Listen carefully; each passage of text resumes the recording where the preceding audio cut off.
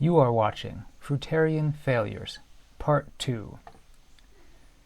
In the recent video I made on this subject, called Fruitarian Failures, I talked about this general trend of some raw vegans moving to the carnivore diet after years of having problems that they were unable to resolve. And they don't really have anywhere in between to go. There's just these two groups promoting these two extremes. There's not very many people critically thinking about the frugivore movement and how to help more people be successful. There's also, incidentally, not many people in the paleo and carnivore movement critically analyzing why people have problems in those diets as well. They don't really want to look at any possible fundamental errors in either diet, really. Of course, people tend to get religious about things. In this video, I'm going to talk about general concepts in the study of nutrition that you should be aware of when you're analyzing nutritional problems in any diet. All right, general concepts. I'm not going to go too in-depth on any one nutrient, maybe in the future, right? So I'm going to talk about 8 important nutritional concepts to discover, right? Number 1, anti-nutrients in food. Number 2, contaminants in the environment that affect nutrient uptake. Number 3, antagonistic relationships between nutrients. Number 4, beneficial relationships between nutrients. Number 5, deficiencies you never even heard of causing problems you never even conceived of. Number 6, quantity of a nutrient versus ratios between nutrient pairs. Number 7, let's talk about raw vegans and avocados. And number 8, differences in genetics between individuals, genders, and races. And finally, we are going to cover the 5 important axioms, right? Now, the first one is don't be scared of nutrition just because it sounds intellectual. Number 2, chronometer isn't proof of anything. Number 3, just because a vegan doctor writes something and it has superscript numbers at the end of the sentence leading to cited studies doesn't mean those studies actually support what was written in the sentence. Number 4, Arnold Ehret didn't say that nutrients don't exist. Number 5, one-trick ponies can be valuable. So, let's get started. It is a common assumption that you get all of the nutrients that are in food. You don't. There are things working against that. For example, oxalic acid, which is known to bind to certain minerals and prevent your uptake of that. Many studies have been done on this. Phytic acid is another nutrient, anti-nutrient, that is. So oxalic acid you can often find in brassicas like cabbage and broccoli and things like that, and spinach. Phytic acid is very high in a lot of nuts and seeds. So for that reason, it's good to ferment your nuts and seeds if you're eating a lot of them as a vegan. For example, you can make fermented coconut yogurt, fermented coconut sour cream, various types of nut cheese, very easy to do. Just look up some recipes and instructions. It will reduce the phytic acid content. And for oxalic acid, there's certain cooked starches that have a very high amount. For example, taro. And then a lot of the dark greens have a lot. So you can ferment some greens like cabbage, for example, or you can just avoid eating a large quantity of those as a main part of your diet. So a common expression you'll see when researching nutrient contents of foods is flax is a great source of something, or broccoli is a great source of calcium, right? It's often a false statement, or rather you can't really make that statement from your source information. When you say X food is a great source of something, your only source knowledge is usually that the FDA nutrition database says that it contains that much on average.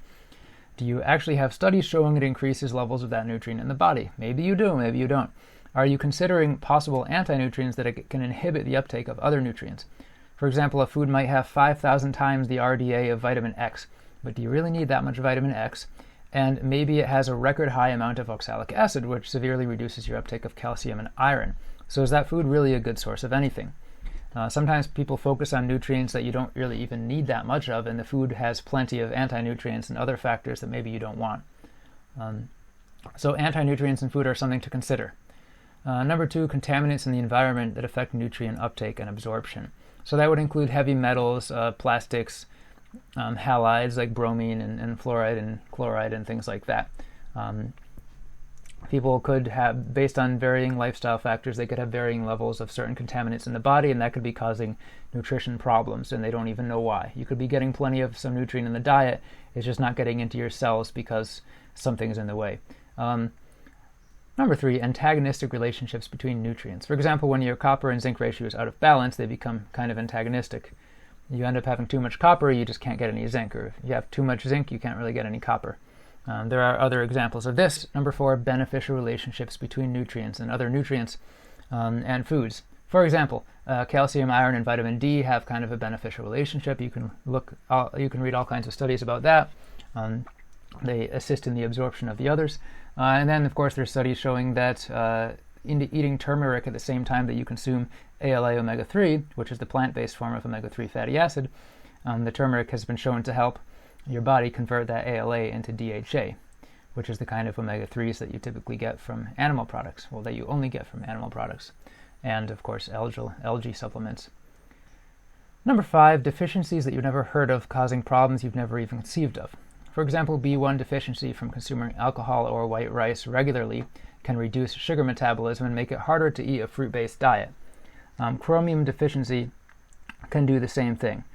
Something that a lot of fruitarians experience, especially after a while. All of a sudden they can't eat as much fruit as they used to be able to do.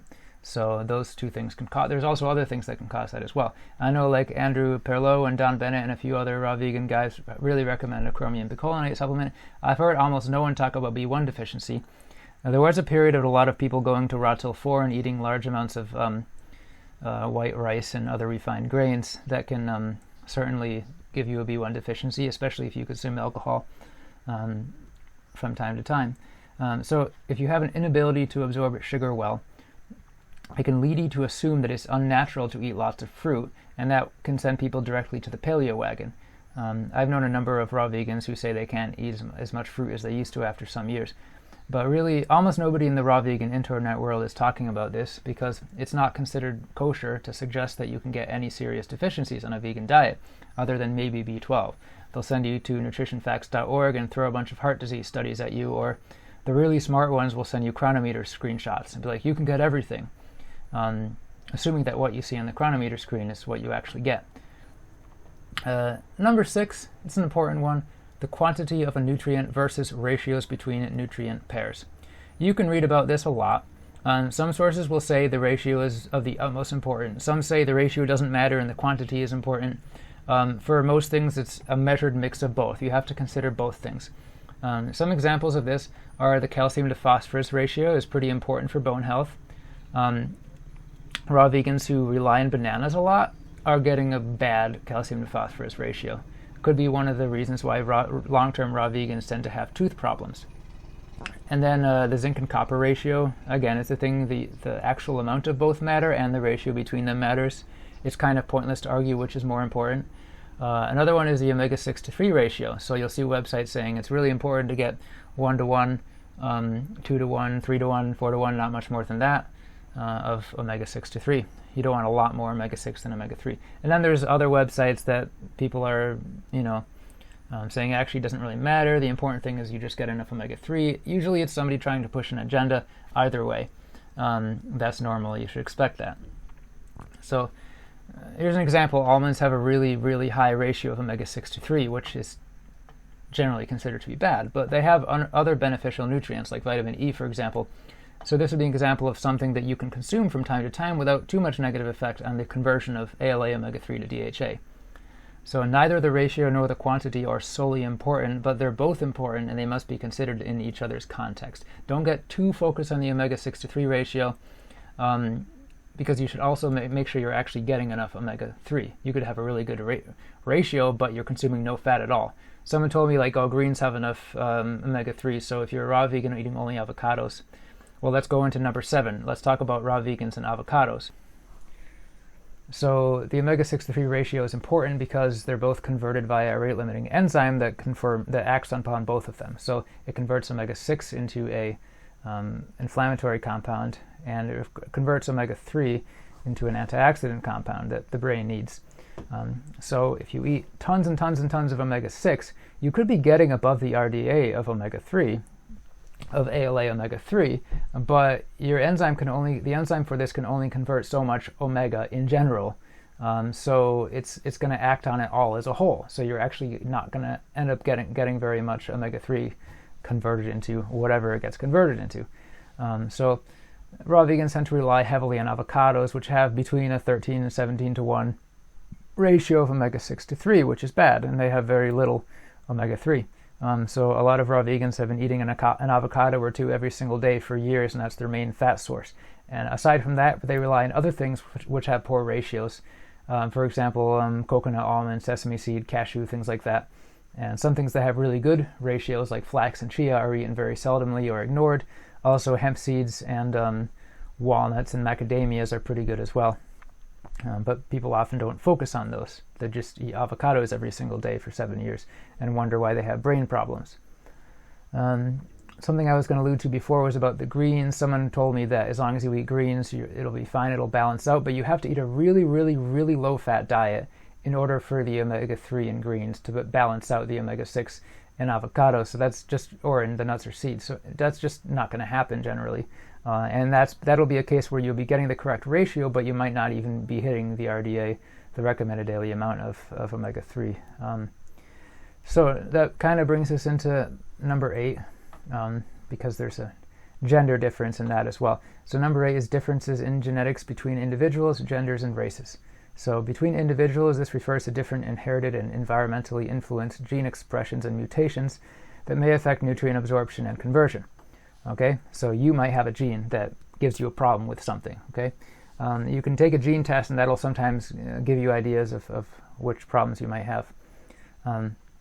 Between genders, so I don't know of any other examples right now, but I know there's definitely a difference in the efficiency of the conversion from ALA to DHA, omega-3, in the body, if you're a man or you're a woman. I don't remember the exact number. You can look up a number of studies on this. They're showing women getting between 5, 7, 9% conversion efficiency, and men is lower, more like 1 to 5%. Some men get 1% or less, or almost 0 or 0, right? And that's a pretty big difference. So that means some women are able to convert 10 times as much ALA into DHA than men.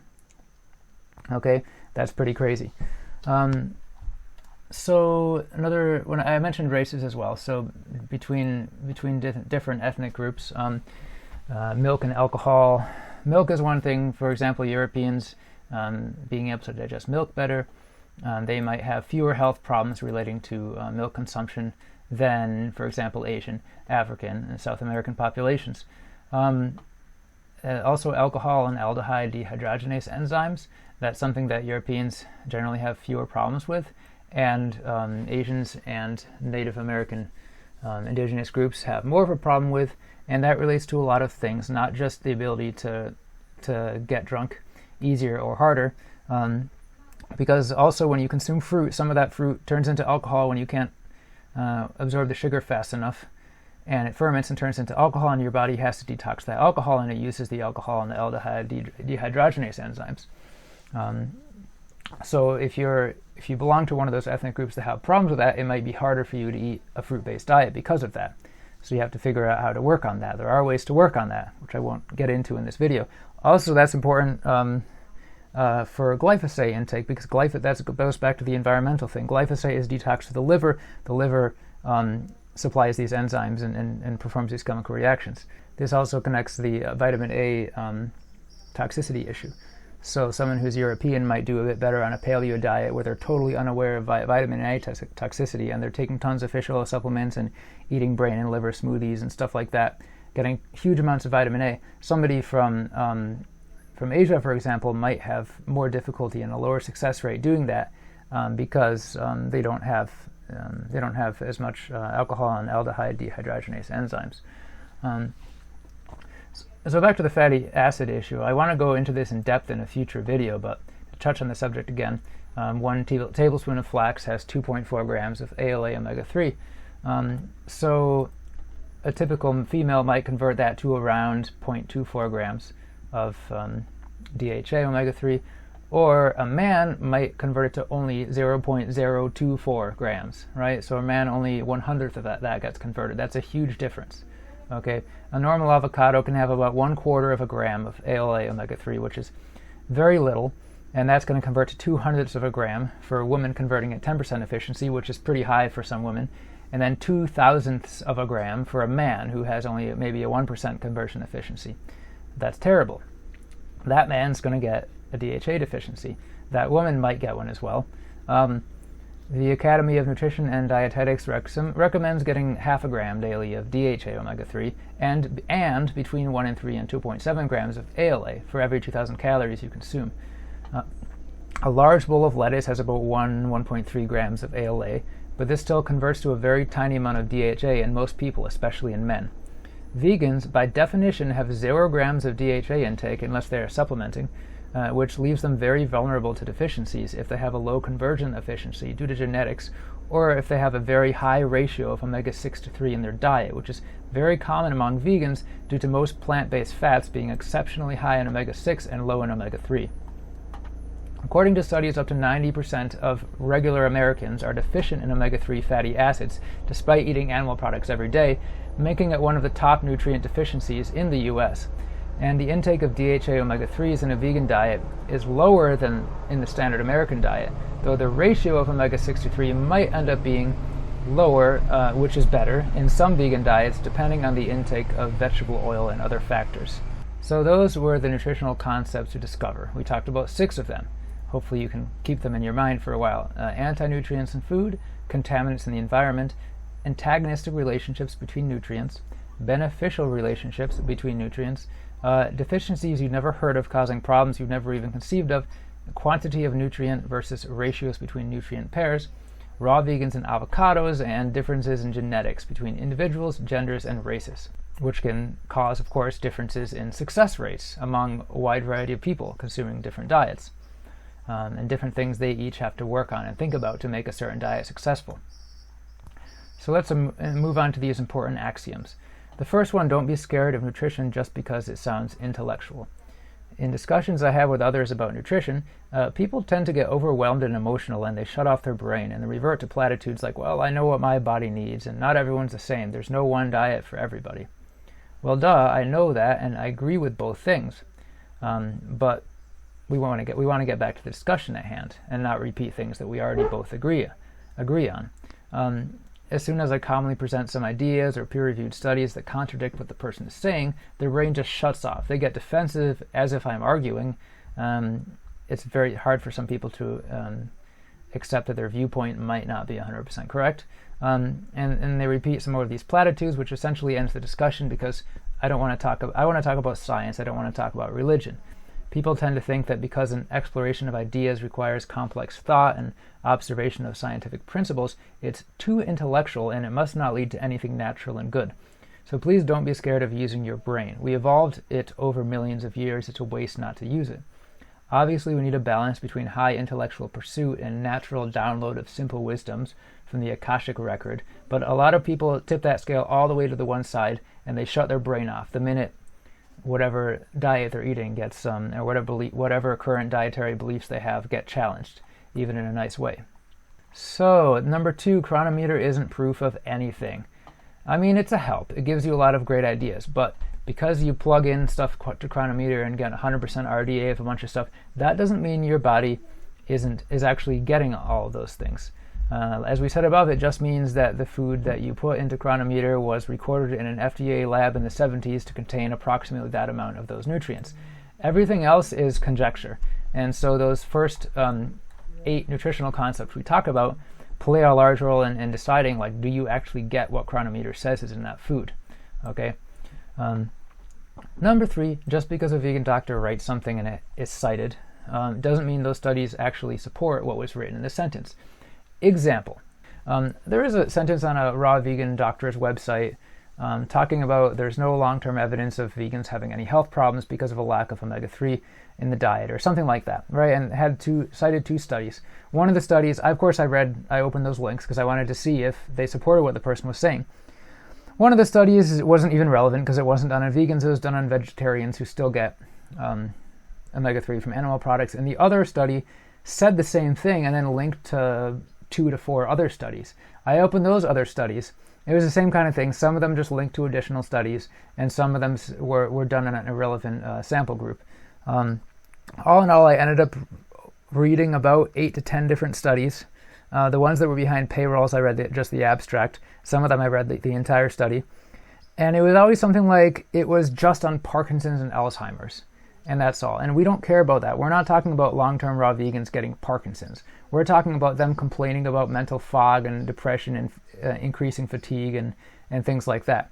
Minor things, but still serious things if you're trying to live and work. So those studies aren't really relevant to what they were saying. They didn't, and the other things, like it would be a study on vegetarians, it would be a study on a sample group of 10, and one was vegan, 4 were vegetarian, and the rest were meat eaters, or very small sample groups, or done on vegetarians who are still eating animal products. So all those studies, not one was actually a study on a large group of vegans and their supposed lack of mental health problems. So it was kind of a sleazy thing that doctor did, was to cite a bunch of studies that didn't support what they were saying. It is possible that there isn't any evidence showing that, but she didn't cite any studies on that at all. Always watch out for that when you're reading articles on the internet. Don't believe everything that you read, no matter how convincing it sounds. This axiom number 4 is Arnold Ehret didn't say that nutrients don't exist, nor did he recommend that we ignore nutrition. This is a common thing I hear from Arnold Ehret followers, people who are into the mucusless diet healing system. That, nutrients doesn't matter, it's this modern thing we invented. If we just forget about that and just eat a natural diet of raw fruits and vegetables, everything will be fine, right? The body will heal itself. Actually, Arnold Ehret did kind of deconstruct modern nutrition. He did say we're kind of discovering these compounds in the lab. He wrote his stuff at the very beginning of our understanding of nutrition and nutrients. But he also said very clearly that in order to properly detox the body, you need to build strong blood. And one of the things you needed for that was proper mineral intake, right? So actually he was saying you do need to pay attention to your diet and think about the nutrients a little bit. Modern problems require modern solutions. Reading Ehret's book, I definitely got that. And I get that some people want to dismiss nutrition entirely because it hurts their brain to think about it and they think it's not natural, but we do need to think about it. We have problems that require thinking about it. Axiom number 5, one-trick ponies can be valuable, right? People have an innate bias to either reject one-trick ponies or worship them religiously. So who are some examples of one-trick ponies in this raw vegan or health world in general? Dr. Brownstein or Dr. Bennett, about their one-trick pony is iodine therapy, right? Dr. Garrett Smith on the vitamin A and glyphosate detox. I'm sure you can think of some more authors or doctors who heavily promote one specific brand of the paleo diet, one specific type of detox as the cure to all problems, or maybe breatharianism. These are people who focus their entire career on promoting one specific nutrition or detox concept. You can agree or disagree with them, but be careful. I've noticed that cognitive biases tend to multiply in strength when someone is faced with new concepts presented by a one-trick pony. They either reject everything totally, even though there may be a lot of good stuff in there, or they go all in religiously, without considering any of the nuances. One-trick pony doctors usually present their shtick as almost the single most important health issue facing modern humans. Often they are somewhat right, but beyond that we should analyze their theories and results as objectively as possible. One interesting thing I noticed, personally, after having great success with iodine therapy, aka halide detox, over the past couple of years, I eventually found out about Dr. Smith's theory regarding vitamin A as a toxin. After seeing his theory backed up by mountains of peer-reviewed studies, I continued to look into it and discovered that vitamin A toxicity interferes with the body's uptake of iodine. And for this reason, Dr. Smith doesn't believe that Dr. Brownstein's iodine therapy is really that important, and he often didn't get great results using it with his clients. This may partially explain the widely varying results of people trying iodine therapy. I've also seen people get mixed results on iodine. Some have great success, like I did. Some have weird side effects, bad side effects, and others don't notice much difference. It's possible that the people who have more retinol stored in their liver and tissues may react poorly to high levels of iodine that is not being absorbed. So it kind of relates to the vitamin A issue. After exploring this, do I now think that Dr. Brownstein and Don Bennett are zero-trick ponies? No, of course not, because then I would be a lying dog-faced pony soldier. But I definitely now believe that halide detox should be undertaken in the context of vitamin A detox. Since both Brownstein and Garrett are one-trick ponies and primarily focus on their one area of study, which is not a bad thing, they're both very well-educated men, and they're doing good things in the world, it's up to us to be critical thinkers, analyze what they're doing, use an integrative approach, piecing together theories from different ponies and figuring out how to get the best results. You should be able to critically deconstruct and analyze different nutritional and detox theories from the lens of various other nutritional and detox theories, almost as if you are an actor switching roles. Can you analyze the vitamin A detox program from the lens of fruit-based diet, or can you analyze the paleo diet from the lens of iodine detox or heavy metals detox? Can you analyze the paleo diet from the lens of the South Beach diet? It's a good exercise. So this is basically an adaptation of the literary technique called deconstructionism. I was taught this technique in high school English class, although then it was more like analyze the book Grapes of Wrath from a feminist perspective. The conclusion. In my last video on this topic, I went over some very basic ideas about why people may leave raw veganism or pure fruitarianism and go to a paleo or pure carnivore diet. In this video, I covered some of the basic nutritional concepts that you need to have an understanding of in order to start analyzing specific nutritional issues that many raw vegans have had after years. I've also attempted to make you aware of some of the common cognitive biases that may prevent you from analyzing this issue accurately. I haven't really made any wide claims about the healthiness of any diet, and I haven't gone in depth into any specific nutritional issues, although I did touch on a few things in this video, like DHA. I don't have a specific plan for future videos on this topic. In the future, I may go over some example cases of people destroying themselves on raw veganism, anonymized for the privacy of those observed, of course, or I may go a bit deeper into some of the nutritional deficiencies that can present themselves. The final thing I want to say is for any Dr. Greger worshippers who are thinking of leaving me comments, right? I am not saying that a vegan diet is unhealthy or that everyone has long-term problems. And yes, I know that way more people have long-term health problems such as heart attacks, stroke, diabetes, dementia, Alzheimer's, etc. on a standard American diet than on any kind of vegan diet. Yet I've seen such alarming cases of both young and old people destroying themselves in less than a decade on a raw vegan diet that even if this is a small percentage of raw vegans, we still have a responsibility as a community to work to improve this. It is leading to a lot of ex-vegans giving up on fruit and eating blueberry and deer liver smoothies. Look it up, it's a thing. They do that, right? So they fix their zinc and their DHA deficiencies, but then they develop retinoic acid toxicity and wonder why they're losing their hair. Subscribe to my channel and come on down to the Amazon Fruit Festival in Ecuador, AmazonFruitFestival.com.